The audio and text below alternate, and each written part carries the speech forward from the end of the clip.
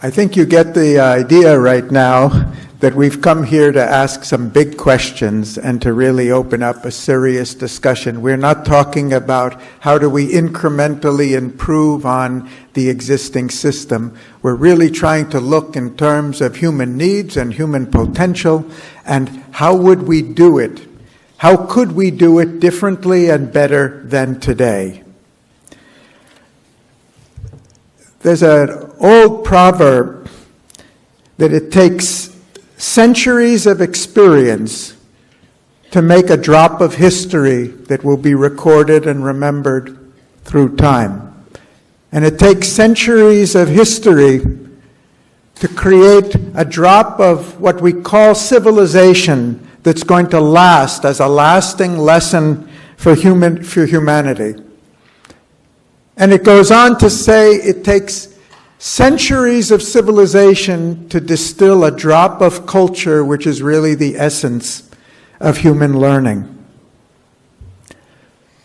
So our experience, our culture, our history, our civilization, our culture, and I would say ultimately our education, is all about extracting the essence from human experience over thousands of years and passing it on to the next generation in a concentrated, abridged form that is relevant, digestible, usable, to help the next generation start off where all of us have come to, not repeating, not reinventing the wheel and all of the mistakes that we made along the way, and go forward beyond that. So if I ask myself the question, what's the single greatest invention of humanity ever? Education comes at the top of the list. And we have to look at this, if what we have as education today is really the accumulative result of thousands of years of human ingenuity, the thing that distinguishes us most from all the other species on the planet, then we have to be very humble in criticizing it or thinking we could do better, or finding fault with all the efforts of millions of people who are dedicated to passing on this knowledge to the future.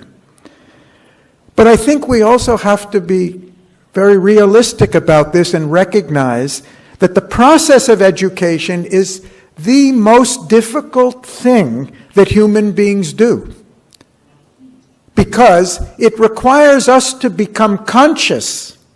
It's not enough that we know what's happened in the past. It's not enough that we remember it. It's not enough that we can pass on the information, as Federico was saying. It's not enough that we can construct theories about it.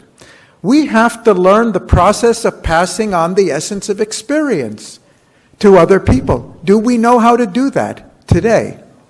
Do we even know the essence of our own experience that we should pass on? I think the essence of education is about human accomplishment. Not just accomplishment at a job or earning money, or accomplishment in every sphere of our existence, of being successful, happy, secure, content, healthy human beings, responsible human beings, and building responsible, effective, sustainable societies, and living together in an increasingly globalized, a world that's changing at lightning speed, a world of unprecedented complexity and therefore of unprecedented uncertainty. And I think it's fair to start by saying we don't know how to do that. All of you who are parents know how difficult it is to pass on the essence of what you think you have learned and you really believe to your own children. How do we do this on a global level? So if we start with the premise that this is the single most wonderful invention of humanity, and that this is the single most greatest challenge we have, and that we've been doing it by a long trial and error process over centuries and millennium, and it stands to reason that we've still got a long way to go. And then we ask ourselves, well, from what we have learned up until now, is there any way we could do it better? And so I'd like to ask you, in the spirit of David Perkins, I'd like to ask a question to each of us. Regardless of whether you're past 70 or 80 or 50 or 30 or just in your late teens or 20s, what is the most important lesson that you've learned from your experience so far in life? That if you wanted to pass on the gem and essence of what it is that enables you to be a contented, successful, achieving, harmonious, sustainable, whatever the adjectives you are, good human being, what is the most important thing that you think needs to be passed on to the future? And then we can ask ourselves, how effectively is our present system doing that? How much more there is that we know individually or we know socially, that we learned, things that I've learned over 70 years. I wish only I had learned all of this when I was a youngster. And it's not the information that Federico mentioned. It's not all the equations and the things that David Perkins put on the board. And as he said, it doesn't mean that we don't need any of that. When I look back on what I learned in education, it's hard for me to find anything that hasn't been of some relevance or value in my life. But none of it, even the best of it, is what I would call the essential essence to pass on. So if we start with the premise that we're trying to invent something, we have been trying for hundreds or centuries, thousands of years, but we still have a long way to go, and it's logical that we have started by passing on our knowledge of what's going on outside, of the things we observe, especially in physical nature, and then recording all of the facts that we could and finding out about the geography and the learning how to draw maps and conceptions of everything, and discovering and inventing the language of mathematics as a symbolic language, inventing our own languages, multiple languages, inventing our literature, creating so many things. It's natural that we started outside, but that's all external to us. That's all an education about things, an education about facts, an education about information, an education about skills in multiplication or statistical analysis or whatever it is. But none of it is the thing that carries us. None of it is central to what carries us through life. It's the essence of our experience. So it raises a question which we want to explore through this conference, among many questions, is, in an age where there's a plethora of information and a glut of information, as David said, we've got more on our cell phone than human beings ever had in the past. When the University of Bologna was founded in 1088, to go someplace and listen to somebody who actually knew something, knew some facts, and could tell you about it, and listen to them as long as you could, made a lot of sense.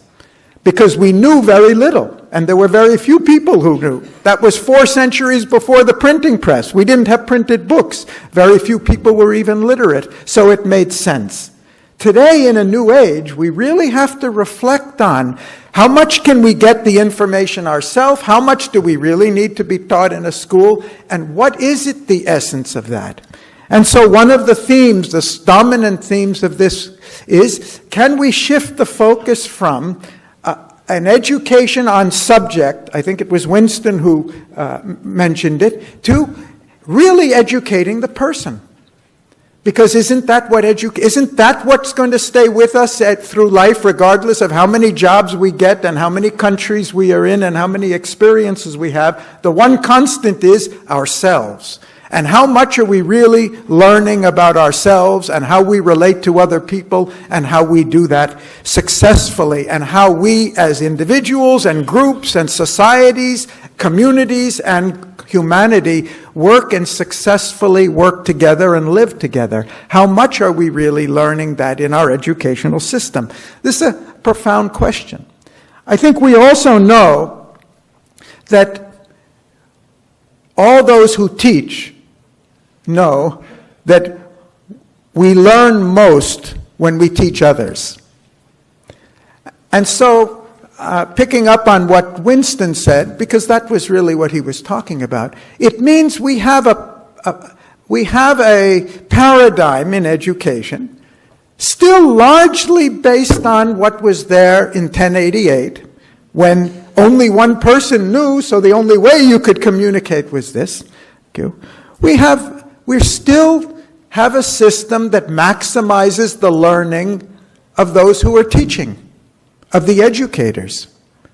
Because you do learn most when you try to teach other people. Can we flip the paradigm? We'll talk about in other sessions experiments and work that's going on, and this is nothing new. As Winston indicated, it's been going on a long time. We've known this. But it's a lot easier to tell people what we know than to get them to think and discover for themselves. And then the paradigm shift is not from one instructor to another, it's from one person to all, because everybody becomes a source of that learning process. Is it feasible? Is it practical? How could it be done? These are questions to be explored. We also have a system that's fundamentally a competitive system. Each of us is ranking their performance against everybody else.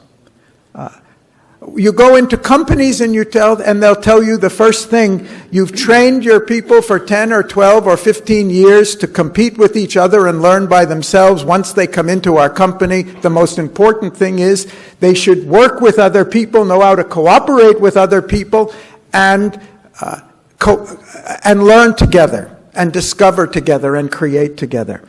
Can we change the paradigm? Is it possible? Can we move from the subject to the person as the real center, from passive dissemination of information to active learning, from competition to cooperation? These are some of the questions we want to ask in the next 3 days and explore. None of us claim we have all the answers. None of us claim this will be easy. We know if what we have today is the result of thousands of years of learning, it's not going to be unlearned very soon. But when we look at the challenges that humanity faces today, the complexity, the speed of things today, I think we all agree that we do need to do better than the past. We can't afford to slowly, over another centuries, learn how to do better. We need to be able to help our next generation do much better than in the past, and that's what we're here for today. Thank you.